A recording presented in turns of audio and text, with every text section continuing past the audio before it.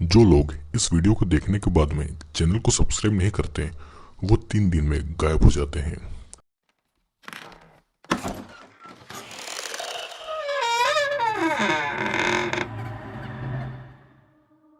दोस्तों, हमारी आज की इस मूवी का नाम है डार्क रील। ये 2008 में रिलीज हुई थी और ये एक बहुत ही ज़्यादा स्लेशर मूवी है।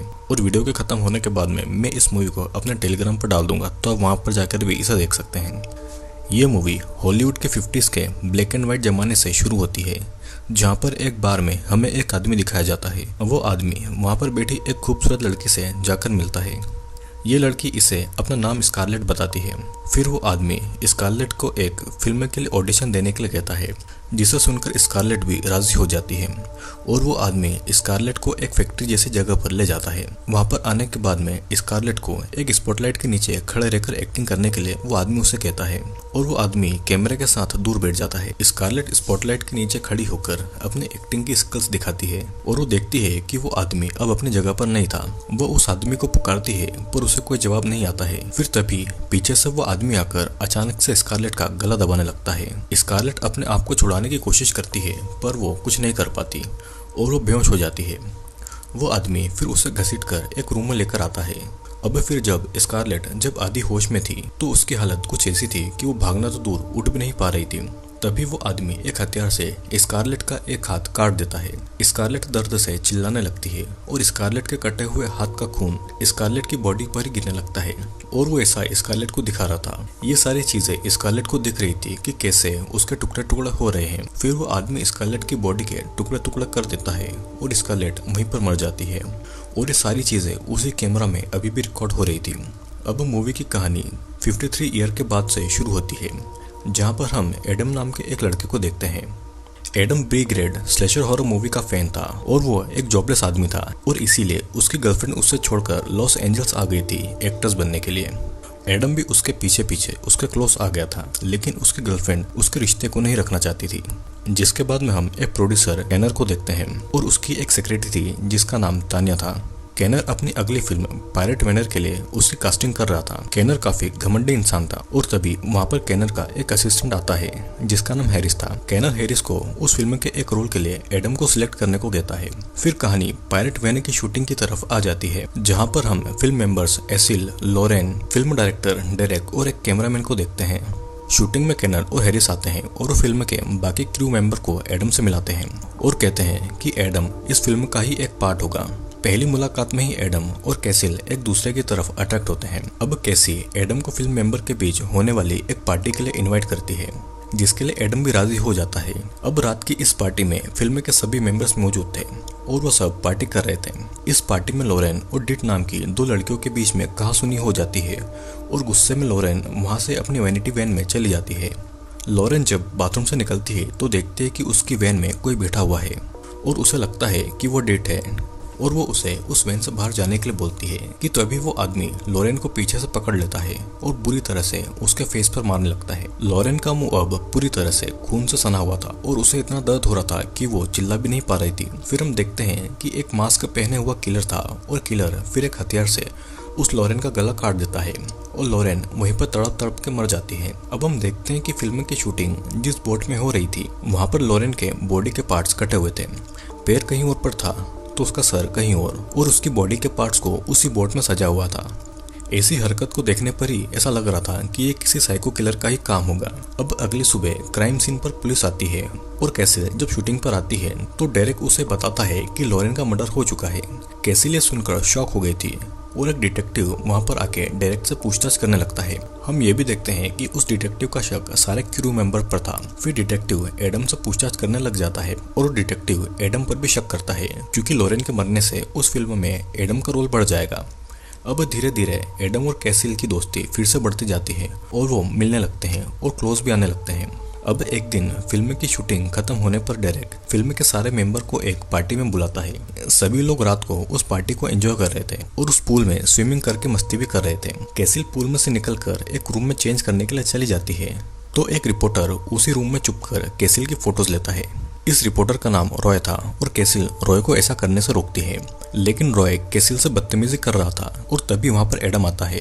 रॉय एडम को स्कारलेट का एक पोस्टर देता है और बोलता है कि 50 साल पहले स्कारलेट का मर्डर और लॉरेन का मर्डर एक ही तरीके से किया गया है और शायद ये मर्डर एक ही किलर ने किया हो। रॉय उसे कुछ और भी बताने वाला था, पर तभी वहाँ पर डेरेक और रेड आ जाते हैं। रेड रॉय को मारता है तो वो खिड़की से बाहर चला जाता है। कैसिल ये सब देखकर परेशान होने लगती है और एडम को घर छोड़ने के लिए कहती है। एडम उसे घर लेकर चला जाता है और वहाँ पर दोनों बहुत ज्यादा क्लोज आ जाते हैं और दोनों एक दूसरे के साथ में इंटीमेट भी होते हैं। अब दूसरे दिन फिल्म के कास्ट एंड क्रू के साथ में फिल्म की अब स्क्रीनिंग होने वाली थी और फिल्म के बीच में ही एडम को स्कारलेट दिखाई देती है। बाकी सबको ये नहीं दिखाई दे रहा था, लेकिन एडम को स्कारलेट दिखाई देती है। एडम को लगता है कि ये सब उसका मजाक बना रहे हैं और वो वहाँ से गुस्से में उठकर चला जाता है।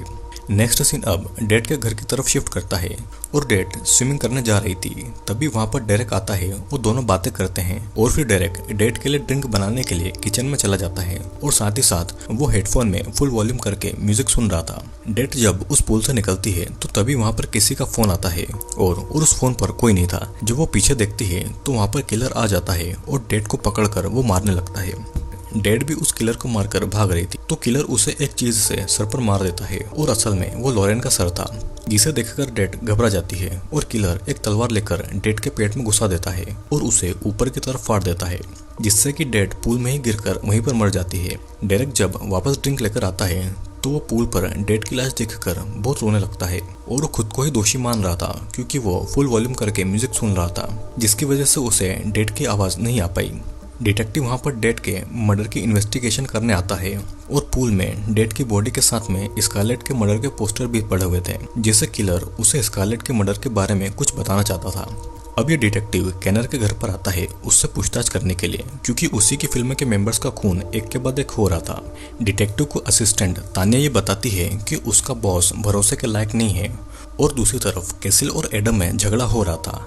एडम को लगता है कि ये सारे मर्डर स्कारलेट की आत्मा नहीं किए हैं, लेकिन कैसिल ये सब नहीं मानती थी। कैसिल फिर से उनकी फिल्म को देखने जाती है ताकि एडम का शक दूर हो सके और तभी वहाँ पर केनर आके उसे बताता है कि उसके परमिशन के बिना वो कैसे कहीं पर आ जा सकते हैं। कैसिल भी केनर के बिहेवियर से तंग आके उसे जवाब देने लगती है और तभी केनर को भी फिल्म में स्कारलेट की आत्मा दिखाई देती है। वो डर के मारे वहां से निकल जाता है और एडम और कैसिल केनर का पीछा करने लग जाते हैं। केनर जब घर पहुंचता है तो वहां पर उसे स्कारलेट की आत्मा दिखाई देती है और वो स्कारलेट की आत्मा को हेलुसिनेशन कर रहा था। उसे ऐसा लगता है कि स्कारलेट की आत्मा ने उसे सुसाइड करने के लिए उसके हाथ में गन दी है। केनर वहीं पे खुद को गोली मार लेता है और सुसाइड कर लेता है। एडम और कैसिल जब वहां पहुंचते हैं तो उन्हें वहां पर केनर की लाश मिलती है और डिटेक्टिव भी वहां पर आ जाता है इन्वेस्टिगेशन करने के लिए। डिटेक्टिव सभी को ये बताता है कि केनर ही सभी का मर्डर कर रहा था, जिसके बाद में वो इस केस को यहीं पे क्लोज कर देता है। कहानी फिर 1 महीने के बाद से फिर से शुरू होती है, जहाँ पर फिल्म के कुछ मेंबर्स एडम से मिलने आए थे, लेकिन कोई भी वहाँ का दरवाजा नहीं खोलता और इसलिए वो दरवाजा तोड़कर अंदर आते हैं। वहाँ पर वो ये देखते हैं कि मर्डर की गई हुई लड़के के बालों पर उनके नाम और उनकी मरने की डेट लिखकर उन्हें सजाया गया है, जिससे कि उनको ये लगता है कि एडम ही किलर है और अगला नंबर कैसिल का ही था और बाकी के सभी लोग कैसिल को बचाने के लिए चले जाते हैं। उधर कैसिल के घर में एडम और कैसिल टाइम स्पेंड कर रहे थे। कैसिल नहाने जाती है और एडम कुछ देर के लिए बाहर जाता है और तब तक कैसिल के घर के बाहर फिल्म के बाकी मेंबर्स आ गए थे। उनको वहाँ पर रिपोर्टर रॉय भी मिलता है, जो कि उन्हें बताता है कि स्कारलेट का एक बेटा भी था जो कि अभी तक जिंदा है और उनको लगता है कि एडम ही स्कारलेट का बेटा है जो कि ये सारी किलिंग्स कर रहा है। जिसके बाद में सभी एडम को ढूंढने लगते हैं। बाथरूम से निकलने के बाद कैसिल के ऊपर वही किलर हमला कर देता है और वो किसी तरह खुद को बचाकर वहां से निकल के अपनी गन निकालती है, लेकिन तब तक वहां पर कोई नहीं था। इधर बाहर रिपोर्टर रॉय को वही किलर गला काट कर मार देता है, जिससे कि रॉय वहीं पर मर जाता है। और दूसरी तरफ कैमरामैन भी एडम को ढूंढ रहा था, पर किलर पीछे से आके कैमरामैन का हाथ काट देता है और दर्द के मारे वो जोर जोर से चिल्लाता है और फिर किलर उसी के कटे हुए हाथ से उसे मार मार कर उसकी ही जान निकाल देता है। घर के अंदर कैसिल को डेरेक ढूंढ लेता है और एडम भी वहीं पर आ जाता है। डेरेक एडम को किलर समझ के मारने लगता है और तभी उसी वक्त रूम में एक गैस लीक होती है, जिससे कि सभी बेहोश हो जाते हैं।